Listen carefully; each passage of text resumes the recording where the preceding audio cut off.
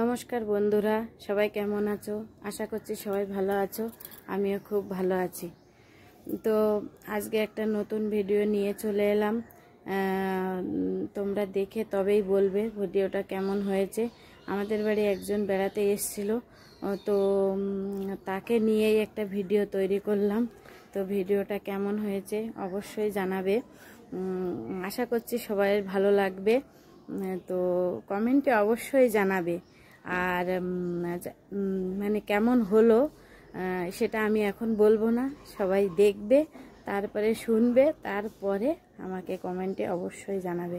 জানাতে একদম ভুলো না। সবাই ভালো থেকো, সুস্থ থেকো এবং দেখতে থাকো, শুনতে থাকো।